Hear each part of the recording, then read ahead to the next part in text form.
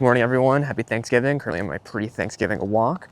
And I wanted to talk about one thing. I think Google might be in one of the best spots to quote unquote win the AI race. You might have noticed last week or a couple weeks ago, Google released their Gemini 3 model. It was very widely praised, seen as a very strong model. But one thing I don't think got nearly as much coverage, which I think is probably just as interesting, if not more interesting, is that Google actually trained Gemini 3 on their own TPUs, as opposed to the convention of the NVIDIA GPUs. And that's actually a pretty big shift. What exactly is a TPU? TPU stands for Tensor Processing Unit, as opposed to a GPU, which is a graphics or graphical processing unit.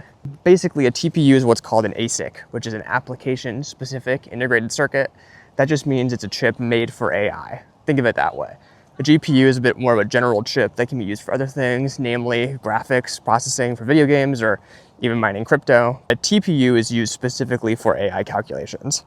So why is this a big deal? I think most people kind of saw NVIDIA as like the key leader in this space. And I mean, they certainly are. They still own a very big portion of the market. And I don't foresee Google necessarily taking all of that away. But I think it's important to know that just because NVIDIA is currently the leader doesn't mean they'll always be. We're seeing other companies like Meta, as well as Anthropic, make agreements to sort of take on some TPUs from Google, which is a big shift, right? You know, those are much cheaper, much lower cost than the NVIDIA GPUs, so we can understand why. So when you layer on a very strong model, like from a frontier lab perspective, on top of the hardware perspective of, building the TPUs, Google's kind of in a very unique spot in the race because one, they're competing on models, right? They're making some of the best models.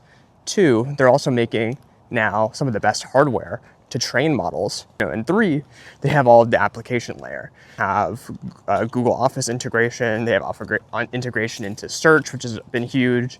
They have integrations in YouTube. So much data to train off of.